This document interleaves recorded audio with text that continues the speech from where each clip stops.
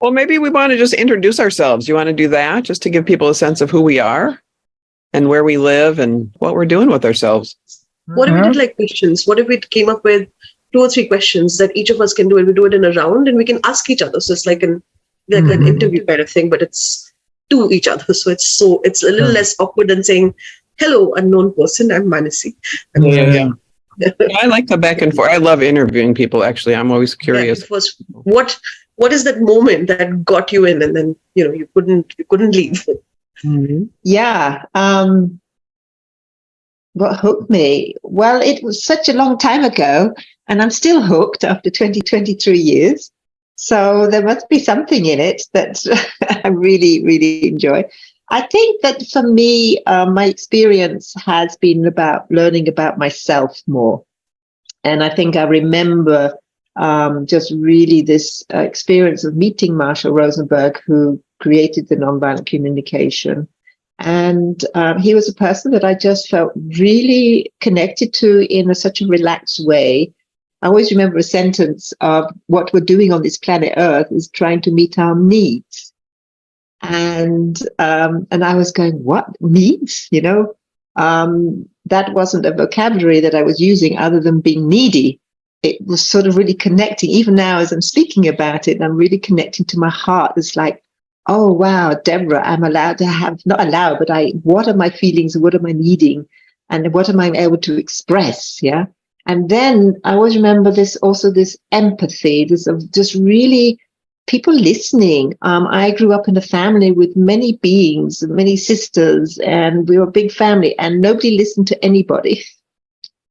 We would at dinner tables, and it would be so frustrating. And I always remember that my first workshop was talking about empathy, just giving time to listen fully to somebody, and not to have to fix them, not to put them in order, and don't need to agree with them, but just this full presence. And that's still with me, the very simple basics of nonviolent communication. So I connect with that part, what you're talking about, Deborah, because I was one of 3 siblings, 3 sisters, and it was the same. It was like, oh my gosh, is there any space here to be heard? Can we just pause for a second so I can get myself in there? And I noticed today I still struggle sometimes with that when there's people when there's a lot of quick talking and there's not space between people talking, that it's hard. I had a similar thing. I came to NVC in a point in my life where things were really not going well, and I had no idea why. And I walked into an NVC practice group, and I remember, so we were talking about feelings, and I was very good at talking about my feelings. I had all the words for them. I grew up with 2 psychologists, so I understood feelings. But then someone said, "And what are you needing?" And I was completely flabbergasted. Like, I have needs? What are you talking about? It was like the earth was shaking. The entire fabric of my life was changing, because suddenly I had awareness that I had needs, that my needs mattered, and that if I can own my needs, I can take responsibility for them, and I have choice about how I meet them. And so I think I was hooked then, and I stuck around for a bit. But there was also a moment where I realized, wow, this actually works, which was just after that, 2 or 3 months after that. My dad and I are very similar, other than the fact that he has a beard, and I am presently still in the process of growing my beard. We get into these arguments where we're sort of, saying the same thing but talking at each other. And somewhere in the middle of that argument, I said, Baba, can I just check if this is what I heard you say? And I reflected it back. And he stopped and said, no, that's not what I'm saying at all. And it resolved a 2-year argument. And so for me, that was transformative. It changed how I understood myself and how I understood myself in relationship with other people. And that was 11-ish years ago. And I think I was hooked from the very beginning. I have never had the impulse to leave this behind.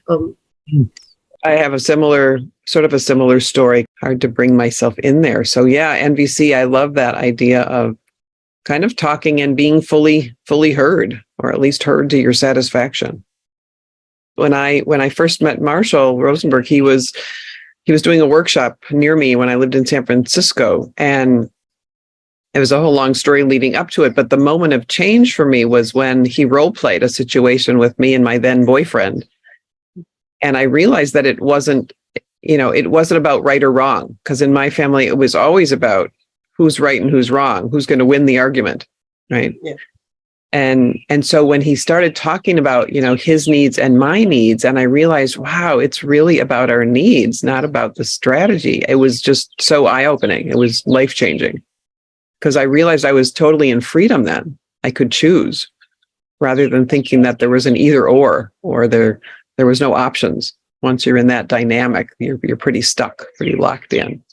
So that was really, for me, my moment of freedom. And that was 33 years ago. Well, I guess what brought me in was a similar point. I wasn't heard in a way that I wished to be heard, and that was in my former profession. I've been a civil engineer. And as that, I was never really happy with that profession. As when I was 18, at the time when I had to make the decision what I want to do in life, I was not clear. I didn't know really, and I had some vague ideas. And at that time, my parents, especially my father, was not really satisfied with my ideas. So he told me what to do in a way that anything else I couldn't do. So I was became an engineer like he was.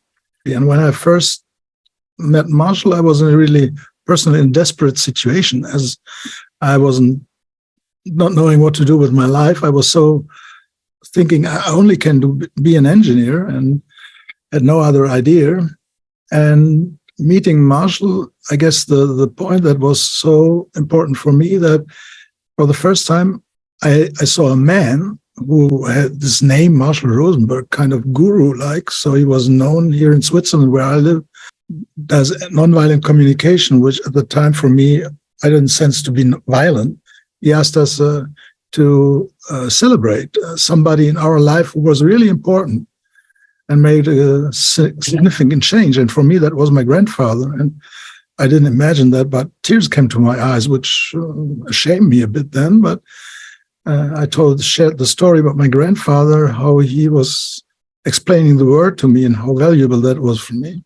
And when I looked up, I saw Marshall also having tears in his eyes. And that was for me so connecting, seeing that my tears could affect something with another man, having tears in his eyes. So then he told his story. And that was for me a very first moment when I saw, there's something underneath that's really new and so deeply meaningful for me. And this 26 years back, so I'm still with it. At a time when I was looking for something to take back to my war-torn country, Sri Lanka, there was still war going on. And I just finished my studies, but then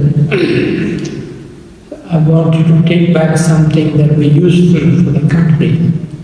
And therefore, when I met Marshall and attended his first workshop there, the first time I was attending, and immediately it struck me, this is something that is very useful, that I can take back. So that is, and also at the time I was just, my research has been also on Paulo Freire, who Marshall calls also is very much aligned to NVC, and he calls him one of the giraffes.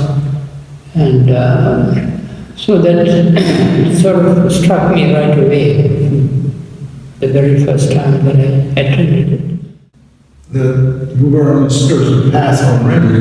That's right. As a Jesuit, and what was it that was striking you at that moment? Yeah, this was very much a process that is aligned to the spiritual path that I was trying to walk, and it is also very much useful for the people who are affected by the war, because the people mostly they need something that will help them to cope with the things of the war. But as far as time, I guess I'm asking about time. Do we Time. know how much time each person took? Possible.